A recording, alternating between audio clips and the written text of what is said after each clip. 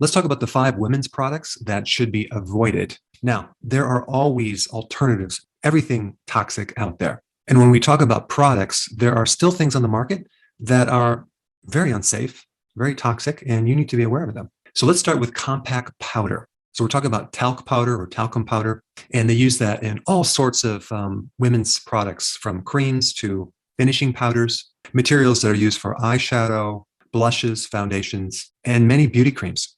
Now, talc is the softest mineral, and it's highly absorbable. So it'll absorb the oil from your skin and give you an appearance of kind of a soft, silky texture, at least at first. Now, here's the problem with talcum powder.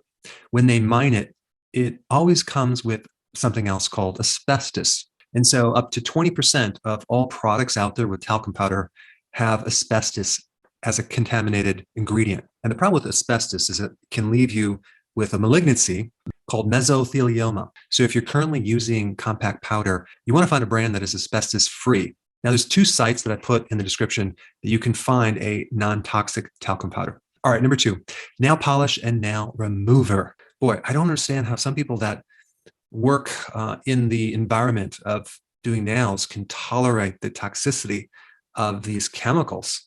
And if you personally work in a place like that, you at least need to get in an air ionizer to help reduce these chemicals in the air. But what's the big deal with nail polish? Well, it has chemicals like toluene, which is in gasoline. I mean, it's a solvent. It's in there to keep the paint from separating. But if you breathe it in, it can create a central nervous system toxicity, and it can have bad effects on your reproductive organs. They also put formaldehyde in nail polish. Now, what's wrong with formaldehyde? Well, it's a great preservative if you're embalming someone, but you have to realize that the nail is alive and your body can't absorb things through the nail. So whatever you put on the nail gets absorbed. Then we have dibutyl phthalate. So this ingredient adds some flexibility to the paint and prevents it from cracking and turning brittle. However, it gets absorbed in your blood and it can negatively affect your reproductive organs. I mean, it's considered an endocrine disruptor. Then when you put the paint on, then eventually you have to remove it with nail polish remover, and they use acetone for that. Now, the problem with acetone is it's on the hazardous substance list. It has a clear, colorless, kind of a sweet odor, and it's a solvent for oils, fats, waxes, resins, plastics. I mean, if you read this list, it's incredible. It's like can cause headaches, nausea, vomiting, dizziness, lightheadedness, and even passing out. It may affect the kidneys and the liver. It's a flammable liquid and a dangerous fire hazard. Oh yeah, and then in the first aid section, skin contact. Quickly remove contaminated clothing. Immediately wash contaminated skin with a large amount of soap and water. Well, guess what? You're putting this right on the surface of your body. I don't know, do people think that it doesn't get absorbed, or because it's on the nail, and the nail is supposedly dead, which is not, is somehow not going to affect them? Now, as far as a cancer hazard, acetone has not been tested for its ability to cause cancer in animals. So even though they didn't test it, doesn't mean that it can't cause cancer. So anything that is a fire hazard should not be put on your body. What I recommend is simply find an eco-friendly, non-toxic nail polish and nail remover. They have them, and I'll put a link down below with a few that I found. All right, number 3, intimate wash products. They call these feminine hygiene products, which they have washes and wipes and shaving gels and lubricants. And apparently a lot of women buy these products, but are they really needed? And what are they doing to the microbiome that lives in the vaginal canal? The chemicals are killing the microflora and altering the pH.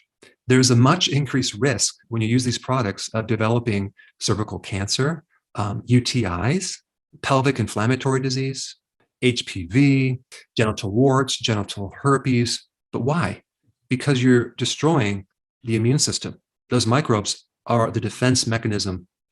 And so if you don't have a defense mechanism, you're more susceptible to getting unfriendly pathogens.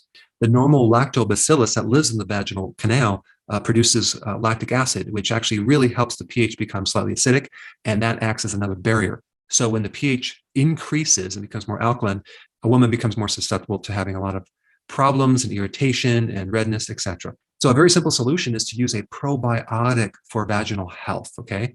I don't have any brand names, but you definitely want to check that out and go in that direction.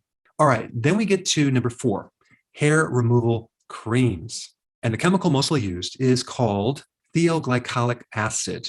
Now, anytime you put anything on your skin, and then within minutes later, you can wipe off your hair, that should bring up a red flag, because what this acid does is it dissolves the keratin in your hair. And guess what? Thioglycolic acid is also on the hazardous substance list. It's a corrosive chemical, and contact can severely irritate and burn your skin. Now, as far as the cancer hazard, well, they haven't tested it to see if it causes cancer in animals, so the jury's still out. But check this out. It says avoid skin contact, yet you're putting it on your skin. And it even says to wear protective gloves when you're using this acid. So if you don't like hair on your body, don't use this chemical. You might want to just wax. All right, and number 5, permanent hair dyes. There's over 5,000 different chemicals that they use in dyeing your hair. And unfortunately, some are known carcinogens. They can cause cancer. The chemicals are going on your scalp, which has the ability to get absorbed and go right into your bloodstream. And they can act on your endocrine system.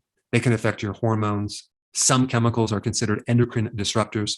And in one large study called the Sister Study, which was performed on 45,000 women, they found there was an increased risk of breast cancer and bladder cancer. So there are natural dyes out there that you should use. But when you're dyeing your hair, always ask questions and look at the ingredients of what's in this dye to make sure they're just not filled with a list of chemicals that you can't even pronounce. And because we're on the topic of chemicals and toxicity, the next best video for you to watch would be the one on the liver. Check it out right here.